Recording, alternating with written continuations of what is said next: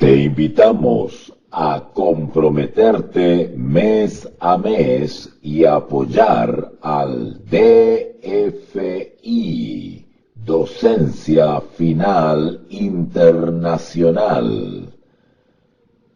Tu donación es nuestro salario. Que Dios te bendiga.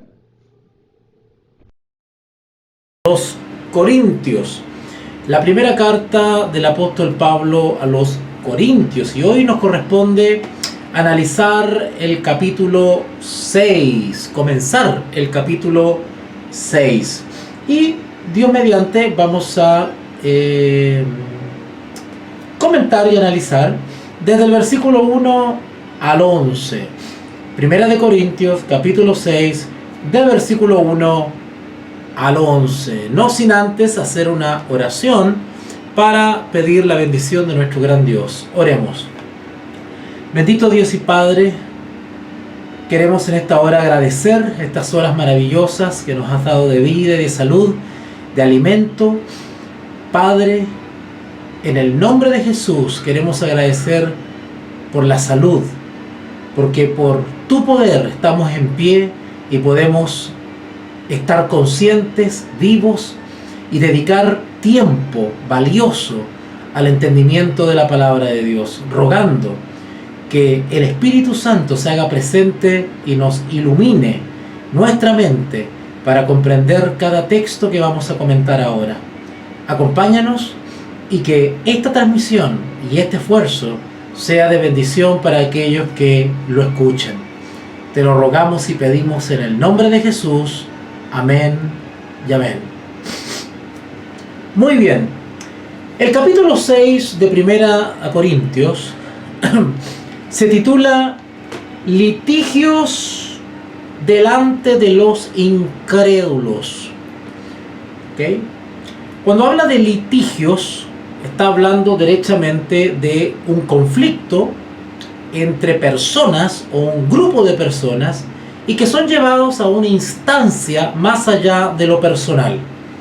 Un litigio es una confrontación, es un enfrentamiento entre dos partes que no logran ponerse de acuerdo de por sí y por lo tanto necesitan o acuden a un tercero para poder resolver sus diferencias de opinión, sus demandas, sus exigencias, sus quejas, etcétera, etcétera.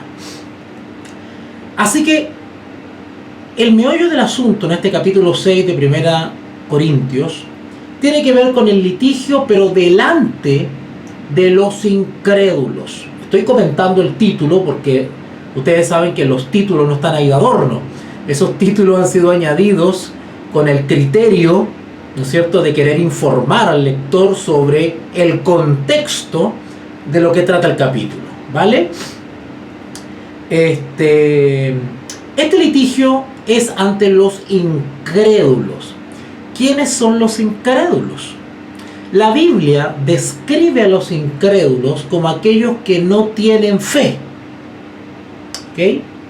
Aquellos que no han sido justificados por la fe, aquellos que rechazan o ignoran o viven sin Dios, ¿vale? Esos son los incrédulos. En términos generales, el incrédulo es aquel que no ha creído, ¿ah? Que no cree o que no ha creído. Por lo tanto, el calificativo de incrédulo se aplica a todo aquel que no pertenece, bueno, teóricamente, no pertenece a la fe de Jesucristo, ¿vale? Ese es el incrédulo. Ahora, como ya se deben imaginar, el apóstol Pablo amonesta a la iglesia de Corintio porque sus conflictos personales que suceden o se gestan dentro de la congregación no son capaces de resolverlos en la congregación, sino que trasciende el litigio, trasciende el problema hacia el exterior y buscan estos creyentes, buscan resolver sus litigios ante los no creyentes, buscan no creyentes para que resuelvan los conflictos de los creyentes. Y ya van a ver ustedes que vamos a aprender muchas cositas, porque, como siempre digo, yo estoy casi seguro que los que han leído este capítulo se les han ido algunos detallitos. De hecho, a mí mismo, que he leído muchas veces las cartas a los Corintios, cada vez que entro otra vez a leerlas y a estudiarlas, repaso y descubro nuevos detalles para aprendizaje. Así que hoy vamos a profundizar en esta partecita del capítulo 6 de 1 Corintios y vamos a ver que este capítulo tiene una profundidad tremenda para nuestra vida práctica, ¿ok? Y que nos evitaríamos muchos problemas si siguiésemos las reglas bíblicas para resolver los conflictos, ¿ok? Así que vamos a iniciar la lectura de este capítulo y vamos a ir comentando para la gloria y honra del Señor Jesús. Dice así, siempre Pablo con esa retórica hermosa que él tiene, ¿no es cierto?, haciendo preguntas, ¿no es cierto?, para llamar a la reflexión. Y Pablo pregunta, ¿osa? Eso de osa es como que se atreve alguno, ¿ah? Alguno tiene la osadía, el atrevimiento. ¿Osa alguno de vosotros cuando tiene algo contra otro? Bueno, recuerde que el contexto es entre creyentes. Así que eso de que alguno de vosotros y el otro está hablando de dos partes, pero creyentes, ¿ok? Pablo, el contexto de lo que vamos a tratar ahora es un conflicto, un litigio entre creyentes. ¿Ok? Quiero ubicar bien ese contexto. ¿Osa alguno de vosotros, cuando tiene algo contra otro, ir a juicio delante de los injustos? Bueno, esa es otra palabra. Yo quiero poner énfasis en ciertas palabras porque son claves para entender cada versículo. Por ejemplo, este versículo 1 dice ir a juicio delante de los injustos. Yo quiero recalcar esa palabra. Buenas tardes, querida Miguelcita. Injustos y no delante de los santos. Noten que Pablo inmediatamente hace un contraste entre los injustos, que es a donde los justos llevan su litigio para ser resuelto, y luego habla de los santos, que es donde se debería resolver el litigio. Regla general: cuando surgen conflictos entre creyentes, la regla bíblica es solucionarla entre creyentes.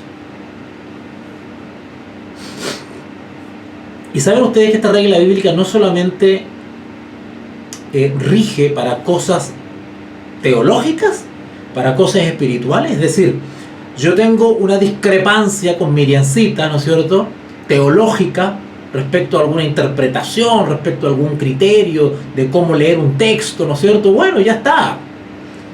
¿Okay? Bueno, ese conflicto, esa diferencia de opinión que ella y yo tenemos, bueno, debe ser resuelta en la iglesia, o decir, entre creyentes o entre santos.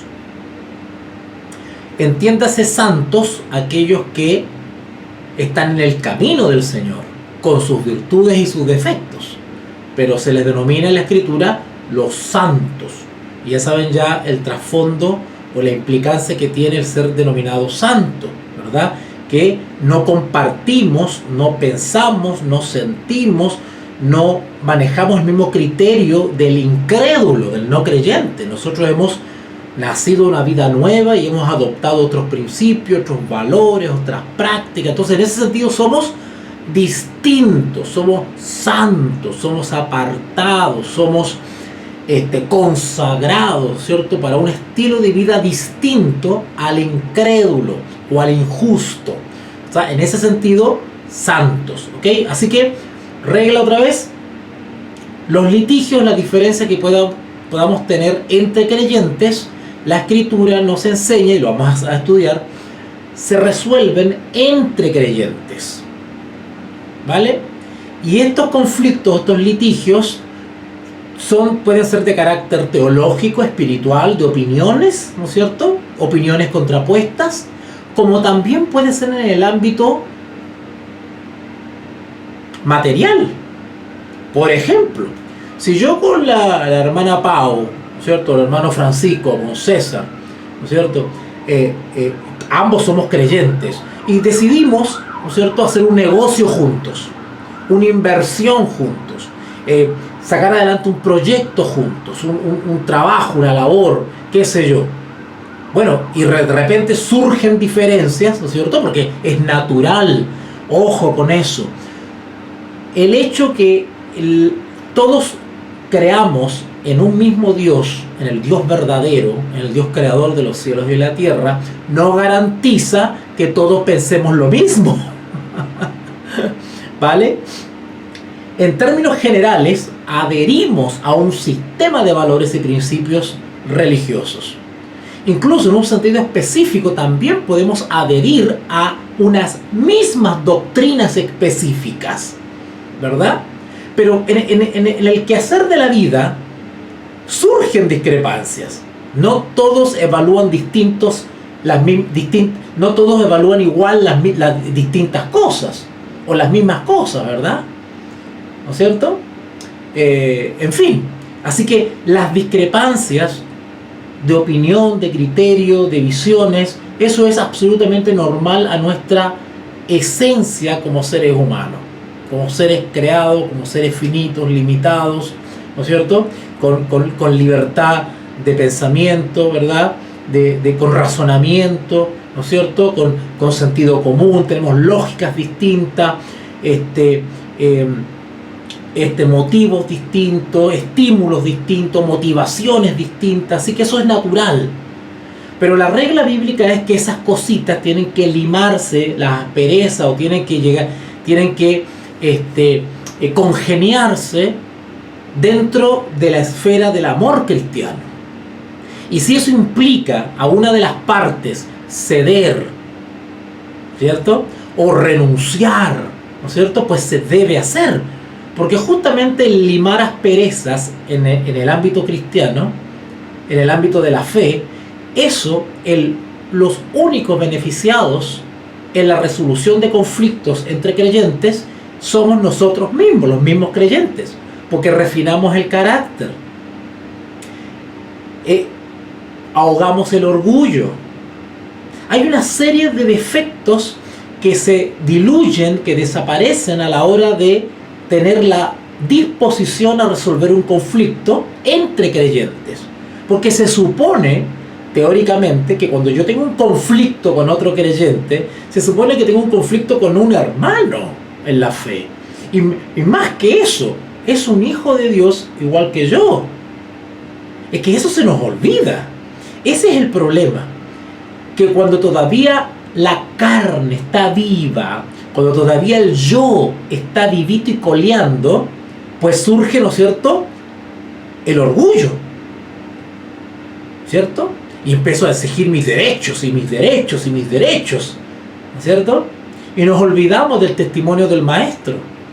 El Señor Jesús no andaba exigiendo sus derechos, no andaba haciendo huelgas y paros y marchas, ¿verdad?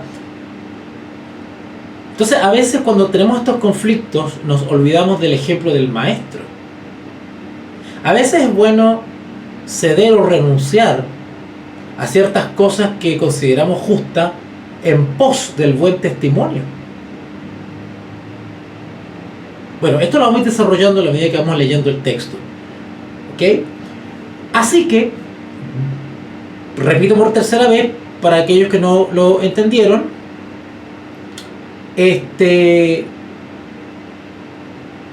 los conflictos o diferencias o disputas entre creyentes deben ser resueltas entre creyentes. Esa es la regla bíblica. Lo vamos a leer más adelante con otros textos bíblicos que el mismo Señor Jesús nos enseñó, ¿ya? ¿Dónde está el problema de la iglesia de Corintio? El problema de la iglesia de Corintio es que, como estudiamos en el capítulo anterior, era muy jactanciosa, era vanidosa, se enorgullecía, ¿no es cierto?, de su supuesta espiritualidad, crecimiento, calidad de su iglesia. Y sin embargo, cuando se escarbaba un poquito, se encontraban con tremendos pecados que no tenían los pantalones ni las agallas de enfrentar y solucionar. Recuerden lo que estudiamos la clase anterior, cuando hablamos de un caso de inmoralidad y se hablaba de algo bien feo. Y el apóstol Pablo dice: ¿y ustedes por qué no han tomado cartas en el asunto? Yo, que no estoy presente en cuerpo, pero sí en espíritu, yo ya he decidido respecto a ese perverso. Quitadlo de la congregación, etcétera, etcétera. Ahora sucede otro problema. Y es que los conflictos entre creyentes no eran capaces de solucionarlos entre los creyentes, sino que esto escalaba a niveles extra eclesiales, extramuros, fuera de la iglesia. Y llevaban esos conflictos ante los incrédulos, es decir, los no creyentes, los no justificados, los que no tienen fe, los que no viven por la fe. Esos son los incrédulos, o como dice el texto literalmente, los injustos. Los injustos es lo contrario de los justos. Los justos son los que han sido justificados. Los injustos son aquellos que no han experimentado la justificación, el perdón de los pecados, ¿verdad? Así que Pablo habla de los injustos y de los santos. Repito otra vez el versículo 1. ¿O osa alguno de vosotros, cuando tiene algo contra otro, ir a juicio delante de los injustos? Acuérdense que les dije que el osa dice relación con ¿alguno se atreve? O sea, ¿son capaces de hacer eso ustedes sabiendo la regla bíblica? Porque los corintios sabían la regla bíblica. Ojo, cuidado con eso. Algunos creen que la iglesia de Corintio era una iglesita reciencita inaugurada, que era nuevita, que estaba dando sus primeros pasos. La iglesia de Corintio ya tenía bastante experiencia y conocía las reglas bíblicas respecto a esto, pero se la estaban saltando. ¿Y por qué se la estaban saltando? Porque los litigantes no estaban dispuestos a ceder, a reconciliarse, a conciliar. No estaban dispuestos porque había orgullo. Ese es el problema. Incluso, esto mismo podríamos trasladarlo al matrimonio. Perdona que me salga del tema, pero es que no habrían divorcios entre creyentes si en los cónyuges no hubiese orgullo y tuviesen siempre presente que es Jesús quien mora entre ellos y que además de cónyuges son hermanos, son hijos de Dios, y que por lo tanto cualquier conflicto conyugal, matrimonial, deben solucionarlos primeramente como matrimonio, segundo, dentro del ambiente de la fe, dentro de la fe. Si eso sucediese, si esos criterios fuesen aplicados, no habrían divorcios, porque todo se solucionaría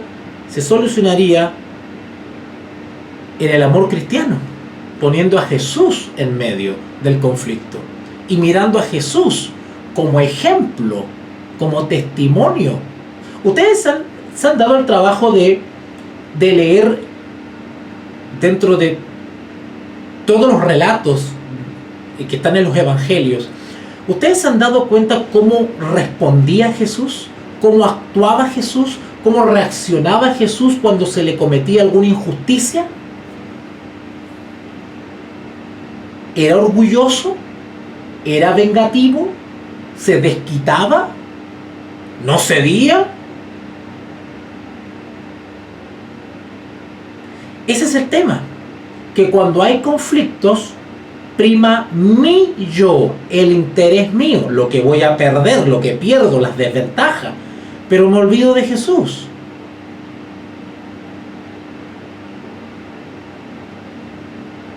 Y créanme que Jesús prefirió ser el perdedor en algunos conflictos. No siempre salió ganando. Prefirió ceder. ¿Osa alguno de vosotros cuando tiene algo contra otro ir a juicio delante de los injustos y no delante de los santos? Los creyentes que acuden a los incrédulos, hoy diríamos los tribunales de justicia, la policía, ¿no es cierto? ¿Verdad?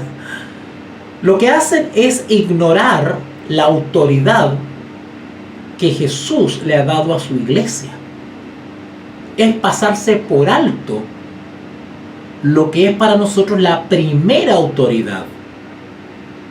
Estoy hablando de autoridad espiritual, que es la iglesia.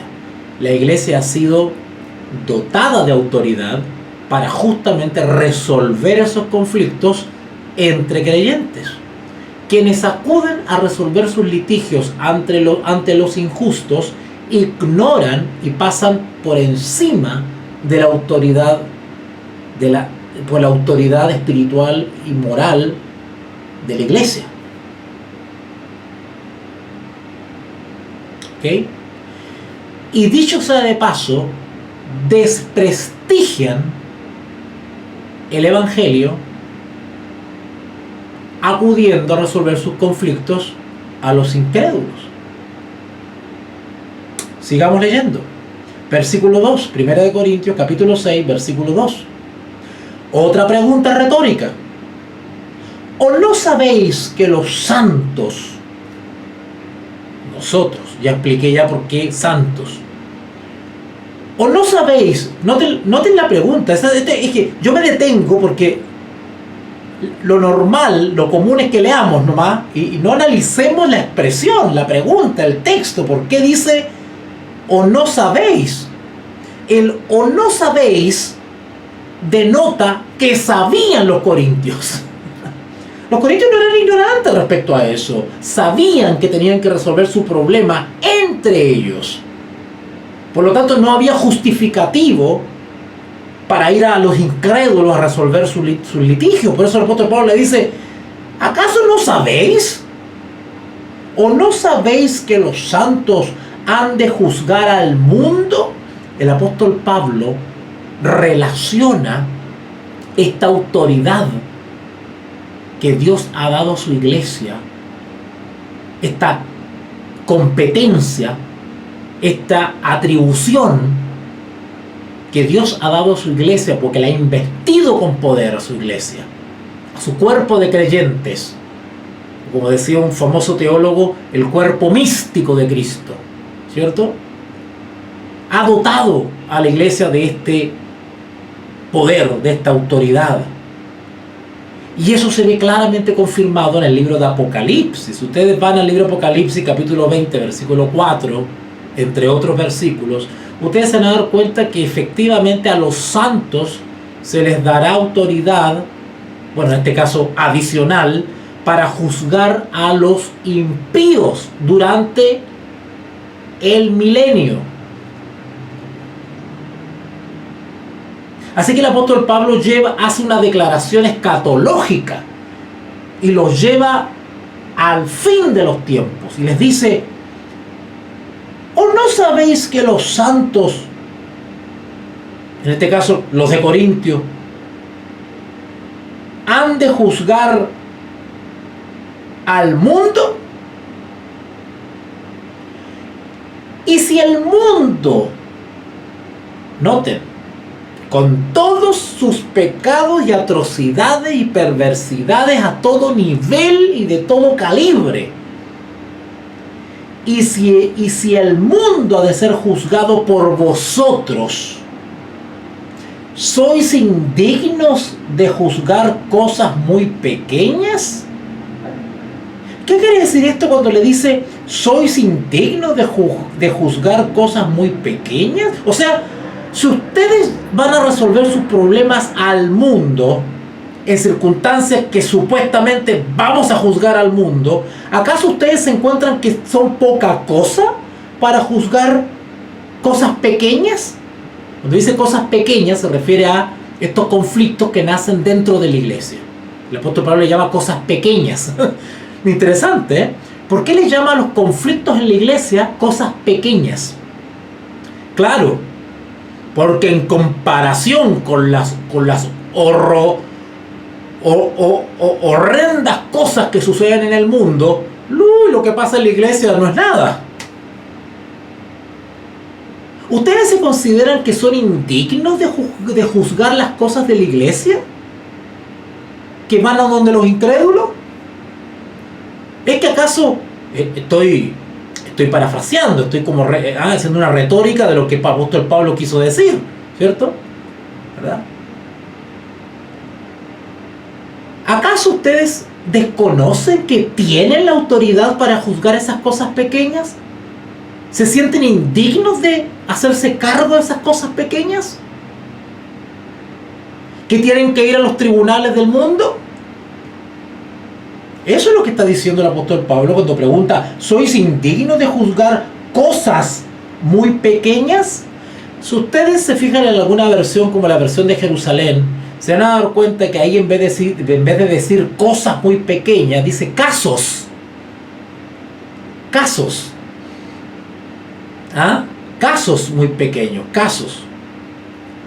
Interesante que esto tiene que ver con una especie de dinámica jurídica. Bueno, aquí Pau sabe de derecho. Quienes estudiamos alguna vez derecho tenemos una noción de estos litigios, ¿no es cierto? Y podemos entender esa dinámica. El versículo 3 sigue diciendo, otra pregunta retórica.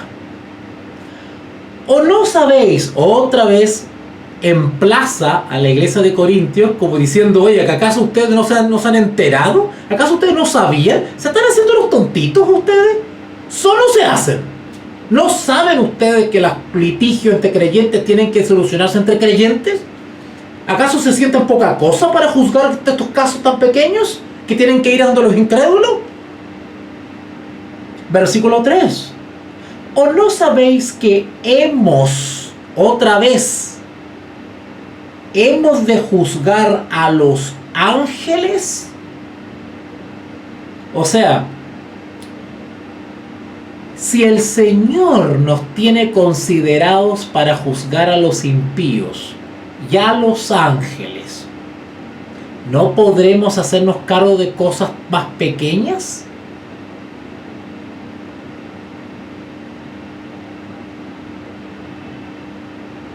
Pablo lo que está haciendo es recordarles la atribución que tiene la iglesia y que la iglesia de Corintios no quiere asumir. Es como cuando el apóstol Pablo dice: oye, no, yo para valerme por mí mismo y para sustentarme yo hago tiendas, trabajo con mis propias manos, dice Pablo, ¿no es cierto? Y está bien, es una decisión voluntaria, pero eso no quiere decir que Pablo no tuviese derecho a ser sustentado por la iglesia. ¿Se entiende? ¿Se entiende? Pablo no ignora ese derecho que él tiene como apóstol de ser sustentado por la iglesia. Solo que él voluntariamente decidió ganarse sustento con sus propias manos. Amén de que también fue apoyado por las iglesias. Ojo con eso, ¿eh? Si bien el apóstol Pablo trabajaba con sus manos y se proveía de sus recursos, ¿no es cierto?, aceptó gustosamente cuando le enviaron ayuda, porque era su derecho. De igual manera, la iglesia de Corintios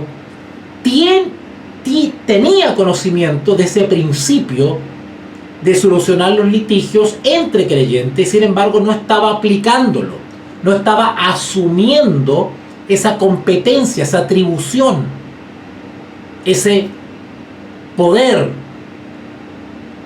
Y el apóstol Pablo le hace el recuerdo y le dice: ¿acaso no saben que vamos a juzgar a los impíos? ¿No saben acaso que vamos a juzgar a los ángeles? Le refresca la memoria. Versículo 4. Si pues tenéis juicio sobre cosas de esta vida, ¿ponéis para juzgar a los que son de menor estima en la iglesia? Hay algunos que me he encontrado que no comprenden este versículo, y yo se los voy a comparar con la versión de Jerusalén, que es mucho más clarita. Vamos a leer el versículo 4 de nuevo, de la versión Reina Valera 1960. Saludos para Juan Diego, mi gran amigo de Colombia. Te quiero mucho, amigo. Siempre estoy viendo tus fotos de las motos y eso. Y del fútbol. Ok, vamos a la versión de Jerusalén ahora, para leer este versículo y poder entenderlo un poquito más. Esto está en 1 Corintios capítulo 6, versículo 4. 1 Corintios capítulo 6, versículo 4. Dice así en la versión de Jerusalén: y cuando tenéis pleitos, la versión Reina Valera dice juicios. Les leo otra vez Biblia Jerusalén, perdón, Biblia Reina Valera. Si pues tenéis juicios sobre cosas de esta vida, ahora voy a la versión de Jerusalén. Y cuando tenéis pleitos de este género, o de esta especie, qué sé yo, bueno. Versión Reina Valera: ponéis para juzgar a los que no son, versión Reina Valera: ponéis para juzgar a los que no son de menor. A ver, parece que me estoy confundiendo acá. 1 Corintios 6, 4, Reina Valera: si pues tenéis juicios sobre cosas de esta vida, ¿ponéis para juzgar a los que son de menor estima en la iglesia? Pablo le llama a los incrédulos que son de menor estima para nosotros. Por eso es que pone leer otra versión bíblica, porque nos podemos confundir un poquito. Es decir, podemos pensar, uy, qué menospreciativo el apóstol Pablo con los no creyentes, qué despectivo.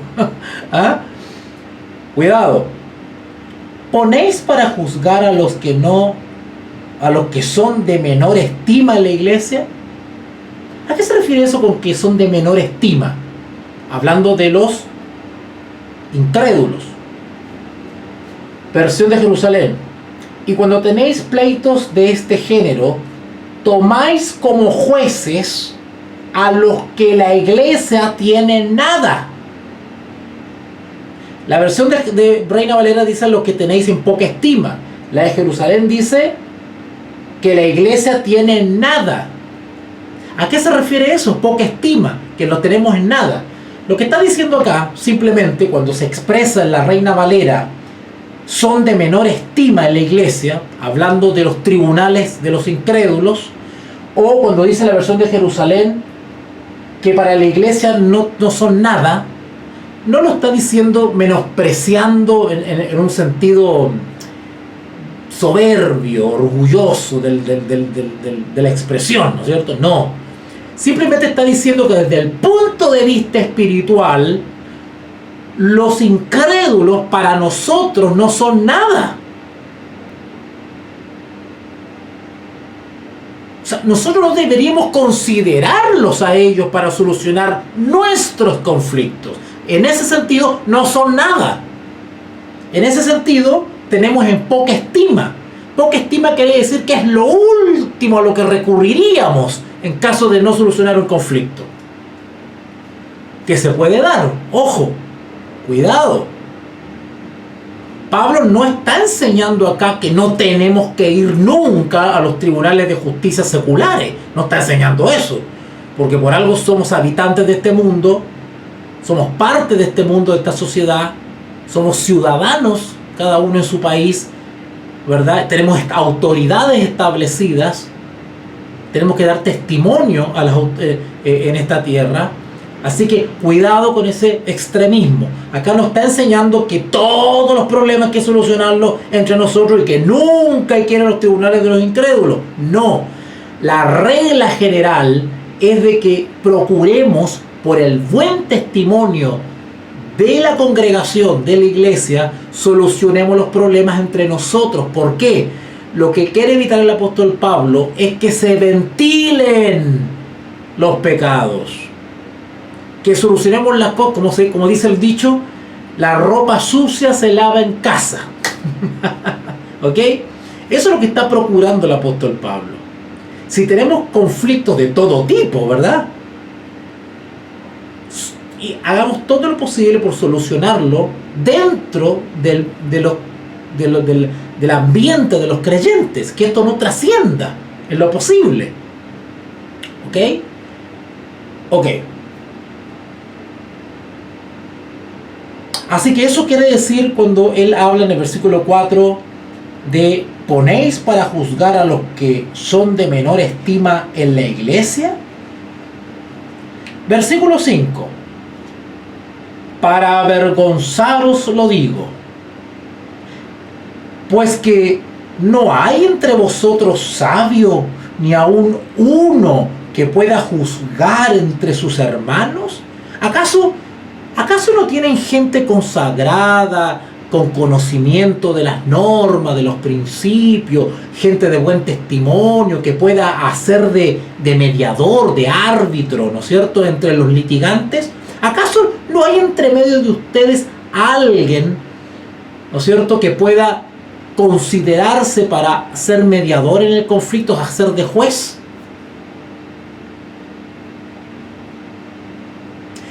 En el mundo griego, y eso lo he estado leyendo hace poco a propósito de un libro sobre estoicismo que estoy leyendo. En el mundo griego, el sabio nunca decía que era sabio, para empezar. ¿Ok? El sabio nunca decía que era sabio, nunca se jactaba de su sabiduría. ¿Por qué? Porque el sabio aprendía con la experiencia de que hay mucho que aprender y nunca se llega a un punto en el cual uno pueda decir ya lo sé todo. Siempre hay impresiones, siempre hay novedades, siempre hay nueva luz, siempre hay nuevos conocimientos. Así que el sabio no dice tanto por lo que sabe o no sabe, sino por la actitud que tiene frente a la vida. Que la experiencia le ha enseñado a manejar sus emociones, a reflexionar sobre las cosas, a ponderar las cosas, a tomárselo con calma, a tomárselo con mesura, a escuchar ambas partes, a hacer un razonamiento, un análisis lógico, racional, inteligente de los conflictos, ¿no es cierto? Cosa de emitir una opinión lo más equilibrada y justa posible. A eso se le llamaba un sabio. Bueno, en el contexto que estamos tratando ahora, va por ahí la cosa también. El sabio en la iglesia es aquel que, por testimonio personal, por una vida de fe, por una vida de batallas, derrotas y victorias por la fe, ha pulido su carácter, su ser, ha pulido su ser interior, ha aprendido de lo que ha visto, de lo que ha observado. No se deja arrastrar por las pasiones, por los impulsos, sino que él entiende que hay que impartir justicia, hay que ser equitativo, hay que escuchar a las partes, que no está tratando con enemigos, está tratando con hermanos, está tratando con hijos de Dios. El sabio es aquel que se pone en las sandalias de Jesús para enfrentar un conflicto. El sabio es aquel que tiende a la reconciliación, que busca la redención. El apóstol Pablo en el versículo 5 dice: para avergonzaros lo digo, pues que no hay entre vosotros sabio, ni aun uno que pueda juzgar entre sus hermanos. ¿Cómo no va a haber alguien? ¿Por qué tienen que ir a los incrédulos a resolver sus problemas? Versículo 6. Sino que el hermano con el hermano pleitea en juicio, y esto ante los incrédulos. Pablo está, no sé si sorprendido. Bueno, Pablo ya no se sorprendía de nada en realidad. Aunque sí, en Gálatas hay unas expresiones de sorpresa cuando dice, tan necios sois, le dice, que habiendo empezado por el espíritu van a terminar por la carne. Bueno,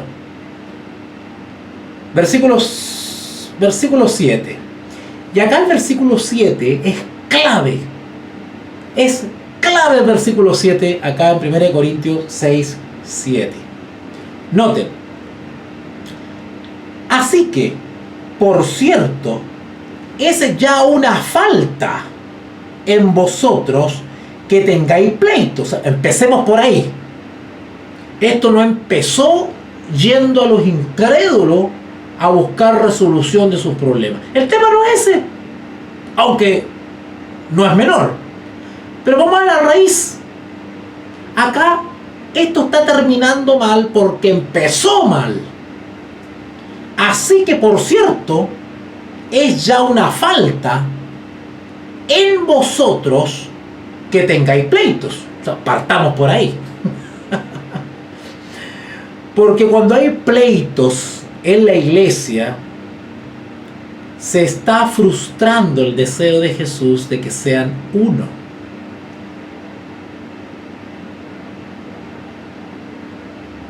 Ese es el verdadero ecumenismo. No el ecumenismo que vemos hoy en día, ¿verdad? El verdadero ecumenismo es aquel en el cual hay un pleno posicionamiento del Espíritu Santo en la iglesia, y la iglesia es una, tiene un mismo sentir, unas mismas palabras, una misma fe, un mismo amor, un mismo bautismo, unos mismos ritos, un mismo propósito. En ese sentido, el Señor Jesús habló de la unidad. Bueno, cuando hay la carne, el yo, la naturaleza caída, las pasiones, el orgullo comienza a primar, ese ideal del Señor Jesús comienza a diluirse y empiezan estos problemas entre hermanos. De hecho, la gran cantidad de divisiones y subdivisiones e hiperplura magna divisiones que vemos en el mundo cristiano es producto justamente de eso, del orgullo, del yo. Y el enemigo de Dios, al lograr eso, ha introducido otro tipo de unidad, otro tipo de ecumenismo distinto al que pretendió el Señor Jesús. Logró la división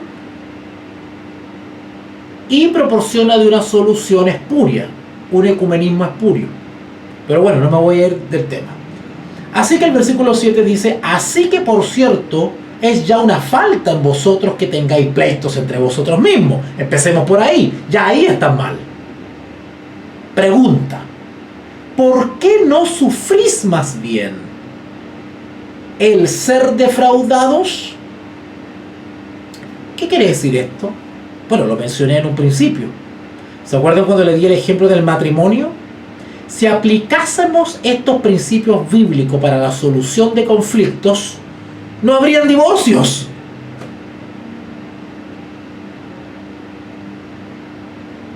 ¿Saben ustedes la cantidad de personas que a mí me escribe preguntándome, pidiéndome consejos de cómo resolver problemas en el matrimonio? Y yo me pregunto, bueno, ¿y acaso los dirigentes de su congregación no le explican? ¿Por qué me tienen que llamar a mí? Como decía Martín Lutero, se cree mal porque se lee mal. al tener mala formación y mala instrucción, se lee mal. Y al leer mal, se cree mal.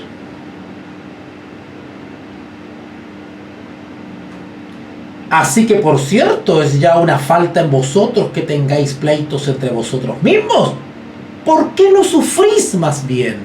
¿Qué quiere decir eso? ¿Por qué no sufrís más bien el agravio? ¿Por qué no sufrís más bien el ser defraudados? ¿Qué quiere decir esto? Veamos la versión de Jerusalén para que nos amplíe un poquitito con una expresión más sencilla. ¿Qué nos quiere decir esto? Versión de Jerusalén, 1 Corintios capítulo 6, versículo 7. Dice así: de todos modos, ya es un fallo en vosotros, la versión Reina Valera dice falta, que haya pleitos entre vosotros. ¿Por qué no preferís soportar la injusticia? ¿Se acuerdan lo que les dije al principio? El que tiene el Espíritu de Cristo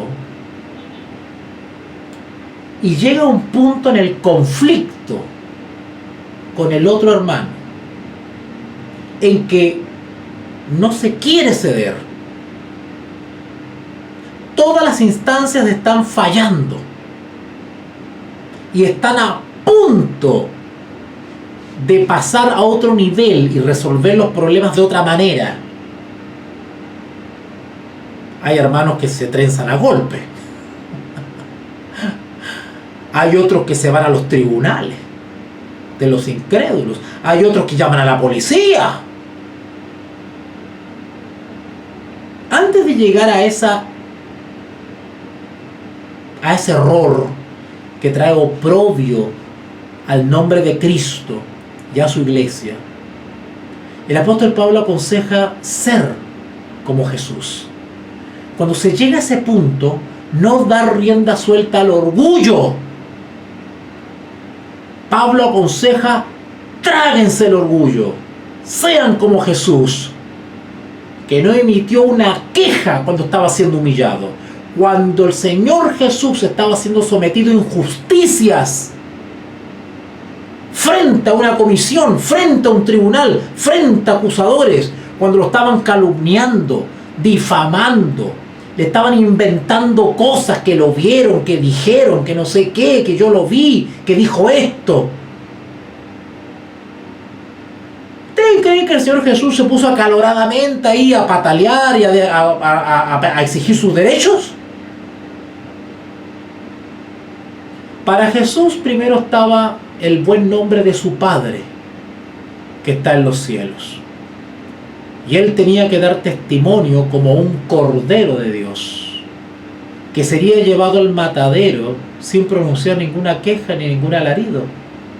Como cordero fue llevado al matadero y no pronunció ninguna queja. El apóstol Pablo nos aconseja que cuando llegamos a un límite de la intolerancia, de la incomprensión en un conflicto, dice acá: ¿por qué no preferís? Eso de preferir quiere decir una decisión personal, un sacrificio vivo, evocando a Jesús. ¿Por qué no preferís? Preferís quiere decir tomar una decisión voluntaria, por la fe, aunque pierda, no importa. Dejo el caso. Esta injusticia se la dejo al Señor. Él me hará justicia. Él es mi vengador. Pablo le dice a los litigantes: ¿por qué no preferís soportar la injusticia tal cual como Jesús la soportó? ¿Por qué no dejaros más bien despojar? ¿No dijo el Señor Jesús que si te piden una manta, entrégala? ¿Que si te piden caminar un kilómetro, camina 2? ¿No enseñó eso el Señor Jesús? ¿No el Señor Jesús no nos dijo: Si os golpean una mejilla, entregad la otra. ¿Dónde están esos principios entonces hoy en día? Porque primero la venganza. Aún recuerdo, por allá por el año 2017 quizás, no recuerdo exactamente, porque esto fue muy recurrente en mi vida, cuando hubo una oleada de difamaciones y calumnia contra mi persona en redes sociales, y por ahí una persona creyente me recomendó que fuese a los tribunales de justicia para demandar a ciertas personas de acá de Chile que me estaban difamando por redes sociales, destruyendo mi reputación a mérito de nada, diciendo cosas horribles. Y esta persona que me aconsejó ir a los tribunales a demandar a estos creyentes que me estaban difamando, me decía, y más encima, si ganas, vas a ganar económicamente, me decía. Gracias al Señor que apliqué la palabra de Dios. Gracias al Señor que apliqué la palabra de Dios y no recurrí ante los incrédulos. Y como el apóstol Pablo dice acá, ¿por qué no preferís soportar la injusticia? En el mundo tendréis persecución, pero que no sea por pecador, sino que la persecución venga por justo, por la justicia de Cristo. ¿Por qué no dejaros más bien despojar? Bueno, yo me despojé. Decidí despojarme de mi reputación para no traer oprobio a la iglesia de Cristo ante los incrédulos. Recuerdo en Perú que estaba repartiendo unos libros cristianos de profecías y se acercan unos creyentes y se molestan porque yo estaba repartiendo esos libros en la calle. Y no encuentran nada mejor estos creyentes, estos cristianos, de llamar a la policía. Porque como ellos me amenazaron y me coaccionaron para que yo no repartiese esos libros en la calle, en la vía pública, no les hice caso y seguí haciéndolo. Entonces, una manera de resolver el conflicto no les pareció mejor que llamar a la policía. Y me llevaron detenido. Y cuando llegué a la comisaría, al cuartel de la policía, llegaron también los creyentes, estos cristianos que me habían llevado a la policía. Y fue vergonzoso estar yo ahí y estos cristianos, ellos acusándome frente a la policía de que yo estaba repartiendo unos libros religiosos de profecía. ¿Saben ustedes qué dijo el policía que estaba ahí mirando a estos dos, a mí y mirando a estos cristianos? Porque para el policía los dos éramos cristianos. Claro, lo éramos en realidad. Pero uno me estaban acusando a mí. ¿Saben qué dijo el policía? El incrédulo. ¿Saben qué dijo? Bueno, ¿y por qué si son de la misma fe están peleando?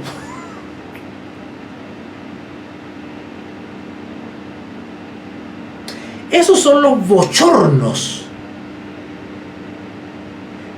que los cristianos que están en la carne, que no han aprendido de Jesús, que profesan solamente el cristianismo, pero no han santificado su alma, su vida, no han aprendido del Maestro. Entonces, cuando suceden estos conflictos, ellos apelan a la justicia del mundo y no a la justicia de Cristo. A propósito que eso es una experiencia dolorosa que va a suceder en los últimos días. Y los que están aquí y saben de profecía saben que eso va a suceder. Que hay un sector del cristianismo que se va a saltar esta enseñanza. Y van a acudir a los incrédulos para taparnos la boca. Eso está profetizado. Porque no conocen la palabra, Y como los corintios conocen la palabra, pero se los gana el orgullo. Esto es tremendo. Porque el aplicar estos principios para la resolución de conflictos refina el carácter. Todo en la Escritura tiene el propósito de transformar nuestro carácter semejante al de Cristo. Por eso que tenemos que aplicar en nuestra vida los principios para la resolución de conflictos entre creyentes, porque esto nos beneficia a nosotros. El apóstol Pablo aconseja entonces tragarse el orgullo, tragarse el yo. ¿Por qué no preferís soportar la injusticia? ¿Por qué no dejaros más bien despojar? No importa que se quede con la casa, que se quede con esa prenda, que se quede con mi parte del negocio, ya está.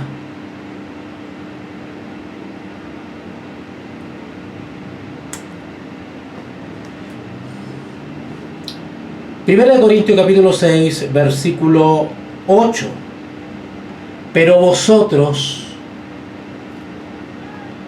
cometéis agravio y defraudáis. Eso de agravio dice relación con cometer injusticia. Los que buscan resolver los conflictos entre creyentes, llevando el conflicto ante los incrédulos, lo que hacen es cometer agravio. Agravio es como cometer... agravio es como un insulto, es como una humillación, es como exponer a alguien, es como dejarlo en vergüenza, como ofenderlo, o hacer una ofensa pública, ¿no es cierto? Afectar su imagen, su reputación, es como degradarlo. Eso es cometer agravio, ¿verdad? El apóstol Pablo dice en el versículo 8, pero vosotros cometéis agravio y defraudáis. Eso de defraudar es despojar. Ya lo voy a explicar ya. Pero vosotros cometéis el agravio y defraudáis. Y esto a los hermanos. O sea, ustedes, al saltarse las reglas bíblicas de la resolución de conflictos entre creyentes, lo que hacen ustedes es agraviar a la iglesia, agraviar, insultar a la congregación, humillar a la iglesia, humillar a Cristo, humillar a los hermanos, dejarlos en vergüenza, provocar vergüenza ajena. Eso es lo que hacen ustedes cuando van a resolver sus conflictos entre creyentes. ¿Se dan cuenta?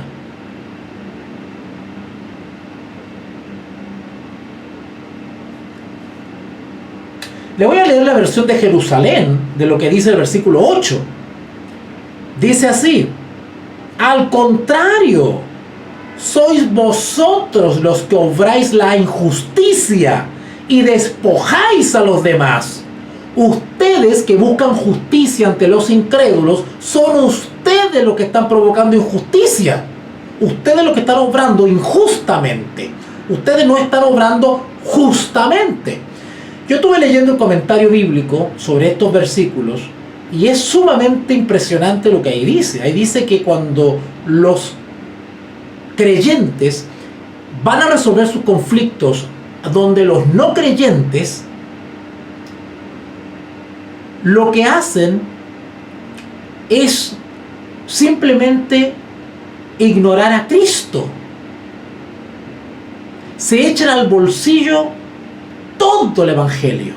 Ignoran el Evangelio porque no usan las herramientas que el Señor nos ha dado, sino que ellos quieren actuar con sus propias herramientas, con su propia justicia, con sus propios métodos.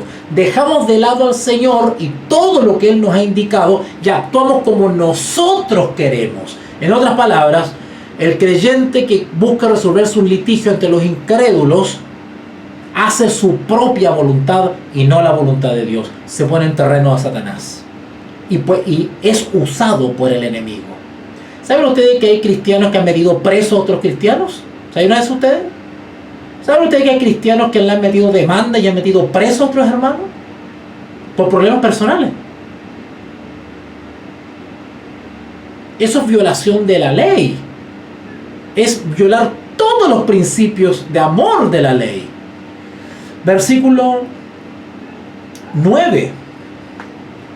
No sabéis, interesante que varias veces menciona eso de no sabéis, no sabéis, no sabéis. Interesante, ¿eh? ¿Por qué?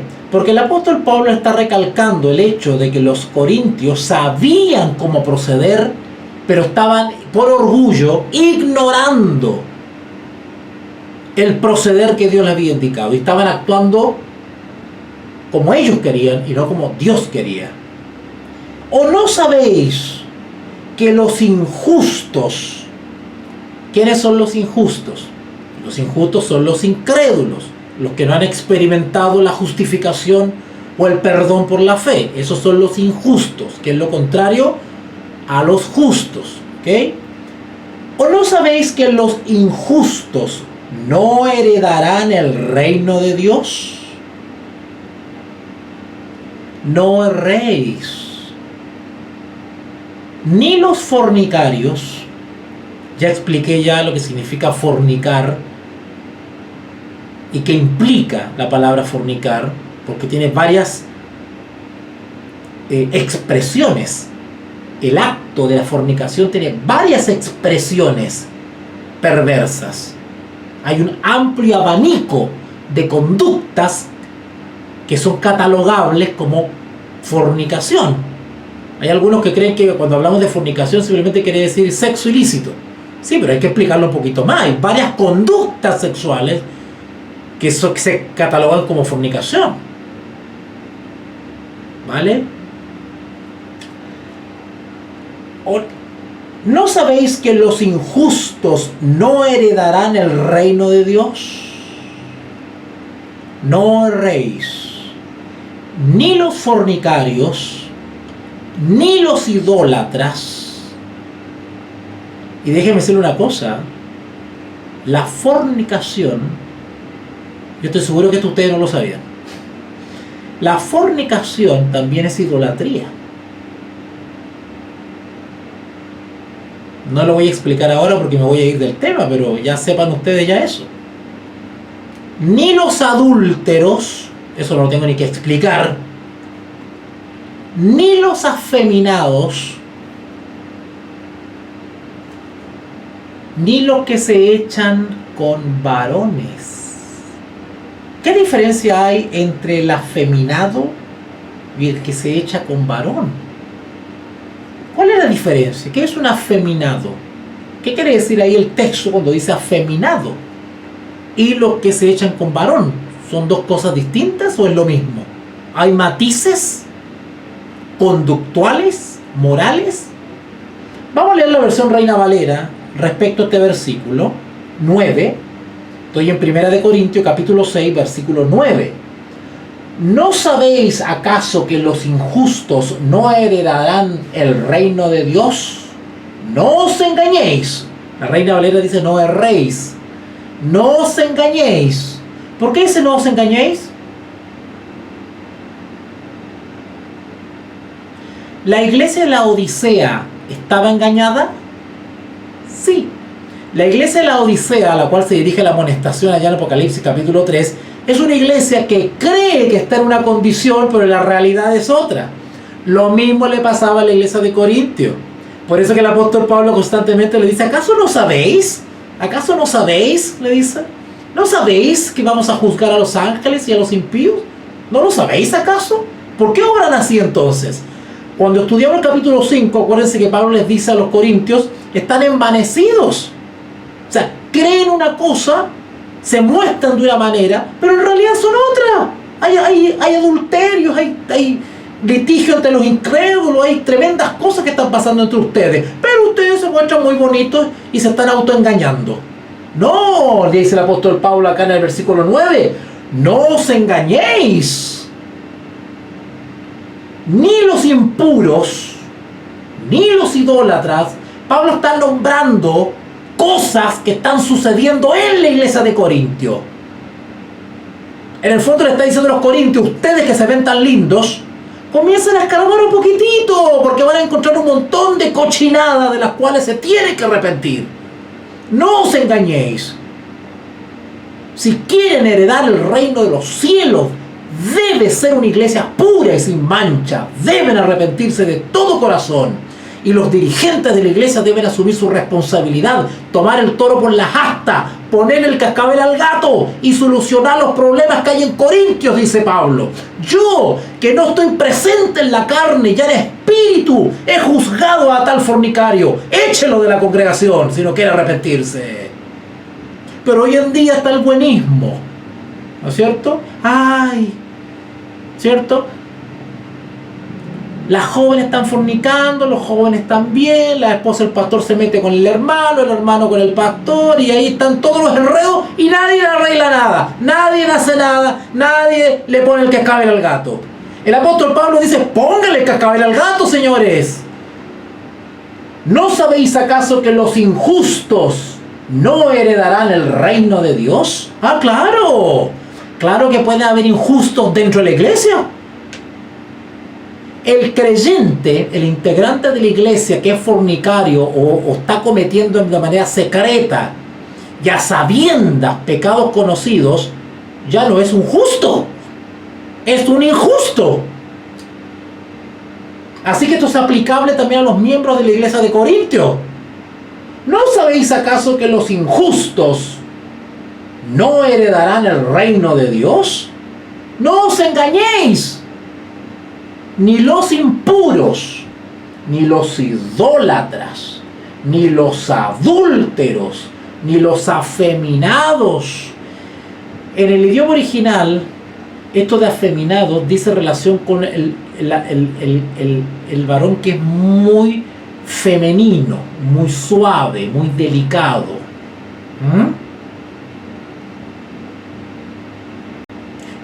No confundir con una persona que es sensible, que es... no, estoy hablando de actitudes que no son propias de un varón. Ustedes me entienden, ¿verdad? Esa ausencia de virilidad, de masculinidad notoria, incluso patológica. Pero luego dice: ni los afeminados, ni los homosexuales. La versión de Jerusalén es mucho más explícita que la versión Reina Valera. Versículo 9, 1 Corintios 6:9. ¿No sabéis que los injustos no heredarán el reino de Dios? No erréis, ni los fornicarios, ni los idólatras, ni los adúlteros, ni los afeminados, ni los que se echen con varones. Es más elegante, ¿verdad? Los que se echan con varones. La versión de Jerusalén dice derechamente los homosexuales. Ni los ladrones. Ustedes saben ya todas las aplicaciones que tiene la palabra ladrón. Y se lo está diciendo a los creyentes.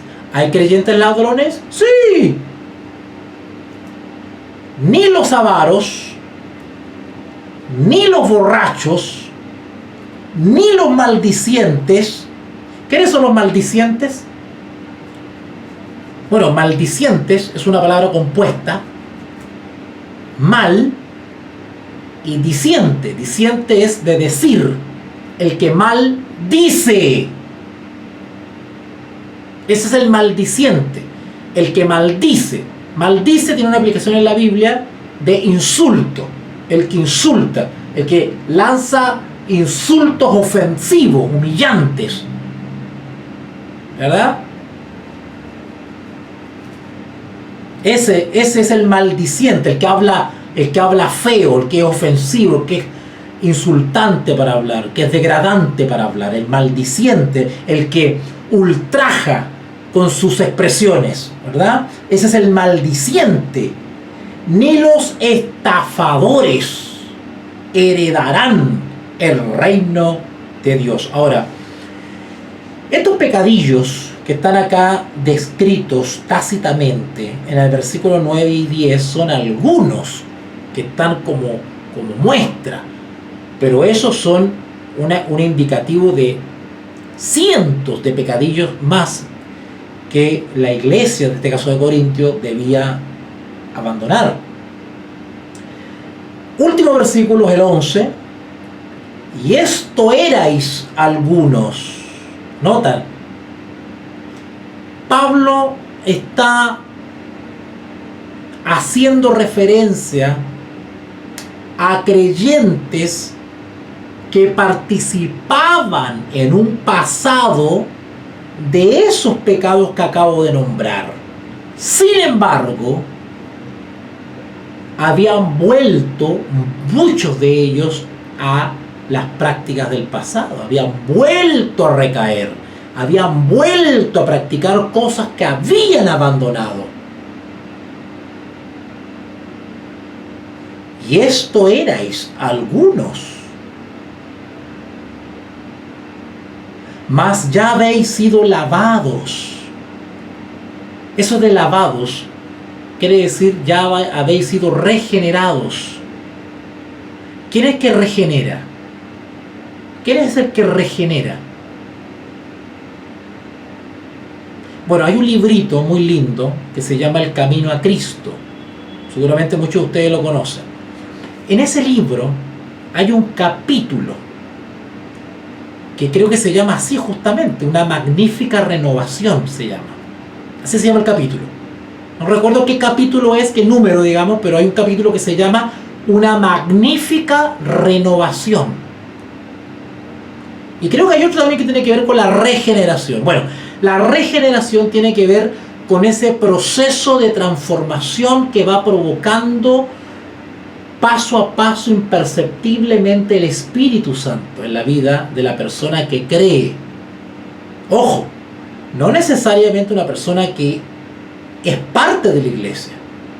Hay personas que nunca han puesto un pie en una reunión cristiana, pero el Espíritu Santo está trabajando en ella, está obrando en ella, está provocando ciertos cambios, porque esta persona lee la palabra y cree, se aferra a las promesas de Dios.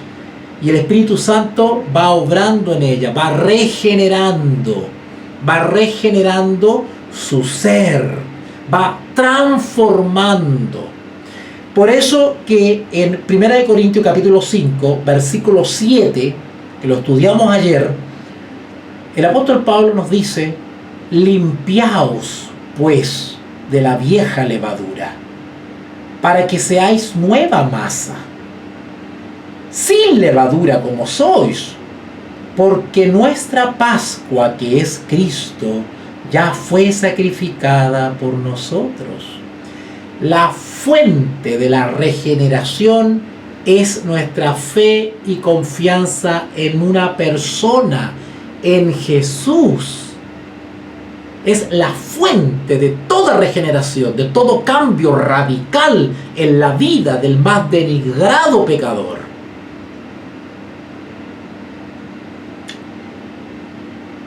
Primero de Corintios 6:11, y termino con ese. Y esto erais algunos, mas ya habéis sido lavados, ya habéis sido santificados, ya habéis sido justificados. Nota cómo Pablo en un versículo describe la doctrina de la justificación por la fe. Muchos han escuchado sobre el famoso mensaje de los 3 ángeles, ¿cierto?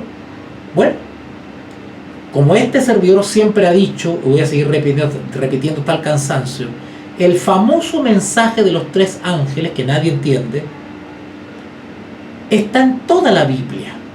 No solamente en Apocalipsis 14, está en toda la Biblia. Y ahí en el versículo 11 está la doctrina de la justificación por la fe. Ahí está, en un versículo. Y esto erais algunos, antigua vida, el viejo hombre, punto y coma, mas ya habéis sido lavados, haciendo referencia a la preciosa sangre de Cristo, Por eso que Pablo habla de que el Cordero, dice, el sacrificio, la Pascua, ya fue sacrificada, dice. Ya se sacrificó la ofrenda, el Cordero por los pecados del mundo. Su sangre derramada que nos lava, nos limpia de todo pecado. Eso es el Cordero Pascual, del cual tenemos que aferrarnos para que el Espíritu Santo obre una magnífica renovación completa que saque de nuestra vida todo rasgo de levadura. Y esto eres algunos, mas habéis sido lavados, ya habéis sido santificados. Esa palabra santificación tiene dos connotaciones. La primera quiere decir perfección. Cuando hablamos de santificación hablamos de perfección. El que está siendo renovado, lavado en la sangre de Cristo, está abandonando las vestiduras manchadas, las prácticas, los pensamientos y los deseos pecaminosos, pero está adoptando otro tipo de pensamientos, prácticas y motivos. La mente de Cristo, la mente del hombre perverso se hace hacia un lado y se posiciona la mente de Cristo. El apóstol Pablo dice: si hay algo digno de pensar, algo puro, algo sano, en esto pensad, tened la mente de Cristo. En la medida que se va dando ese proceso de regeneración, al mismo tiempo mi conducta está siendo transformada. Rehuyo lo malo, tengo aversión a lo malo, desprecio lo malo porque he entendido, no yo, el Espíritu Santo hablando a mi conciencia, me ha hecho entender la pecaminosidad de esas conductas, de esos pensamientos que yo tenía. Y ya no los quiero, voluntariamente decido: nunca más quiero fumar, nunca más quiero beber, nunca más quiero ser adúltero. Y esas conductas las voy abandonando, el Espíritu Santo me va regenerando. Y al mismo tiempo se va dando un proceso maravilloso que es de la santificación. Ya no estoy manchado, ya no soy impío, ahora soy pío, ya no soy injusto, ahora soy justo. Ya habéis sido santificados, ya habéis sido justificados. Justificado quiere decir libre de culpa. He sido perdonado. El ser perdonado es estar libre de culpa. ¿De qué me van a culpar si me he arrepentido de todo corazón?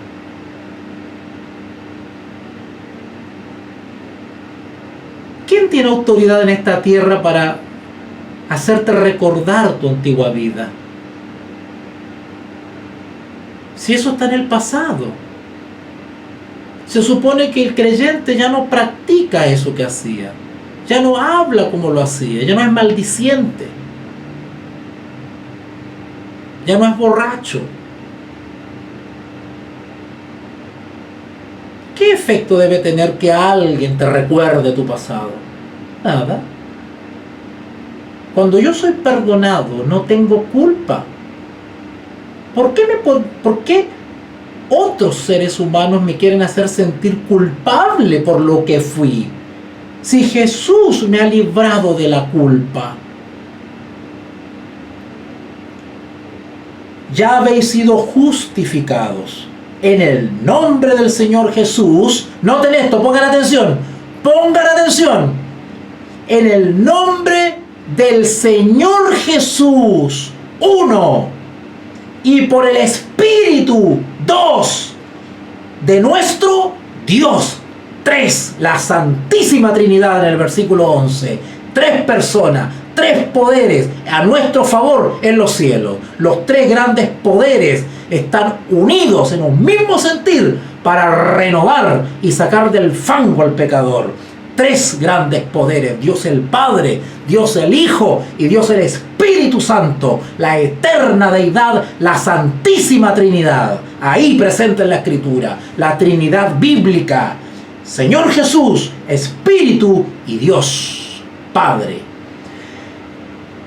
Damos término al comentario, al análisis de hoy. Me apasioné un poquitito, pero es que a mí las cosas de Dios me apasionan mucho, sobre todo cuando se trata de enseñar. Así que imagínense cuando yo enseño en vivo. Y a mí me gusta ver la cara de los hermanos, porque cuando yo estoy enseñando estas cosas, Yo empiezo bien lento, bien tranquilo, pues, pero después me apasiono.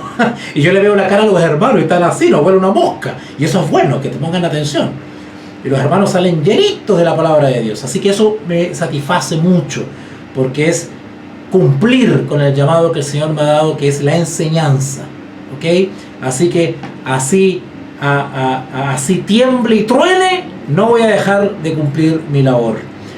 Vamos a dejar hasta acá entonces la primera parte del capítulo 6 de Primera de Corintios, y le estaré avisando por las redes sociales cuando retomo desde el versículo 12 al 20. Vamos a ver algo que tiene que ver con glorificad a Dios en vuestro cuerpo. ¡Wow! Eso se viene fuerte. Quienes quieran repasar estos textos, háganlos antes. Me pueden hacer las consultas que ustedes quieran, no hay problema, yo las respondo. Posiblemente mañana, no sé, pero les voy a avisar cuando retomo otra vez. Pero ya hemos avanzado bastante, ¿ok? Vamos a orar entonces. Oremos. Bendito Dios y Padre, gracias porque nuevamente hemos aprendido tantas cositas lindas de la palabra de Dios. Gracias porque hemos salido llenitos de las palabras de Jesús, repasar los principios para solucionar nuestros conflictos. Gracias, Señor, porque tu palabra nos guía, nos alumbra y nos orienta. Te agradezco a aquellos que han escuchado esta transmisión y a aquellos que la escucharán, rogando que este esfuerzo que se está haciendo por enseñar, por instruir, por formar, por educar, sea de gran bendición para aquellos que lo escuchen. Bendícelos a todos aquellos que están buscando entender y comprender cada versículo de la palabra de Dios. Gracias porque nos provees de alimento, de salud, de vida, y sobre todo porque nos mantienes con el deseo de aprender, con hambre y sed de la palabra de Dios. Gracias, Señor, rogando que permitas que podamos reencontrarnos en una próxima oportunidad. Gracias en el nombre de Jesús. Amén y amén. Gracias, queridos amigos, por conectarse. El video en unas horas más queda en YouTube para que lo puedan repasar y compartir con sus seres queridos. Gracias a aquellos que me están apoyando. Su apoyo es mi salario. Gracias a aquellos que constantemente me están dando sus palabras de aliento y que en todos estos años han compartido su amistad y su cariño conmigo. Que Dios les bendiga. Te invitamos a comprometerte mes a mes y apoyar al DFI, Docencia Final Internacional. Tu donación es nuestro salario. Que Dios te bendiga.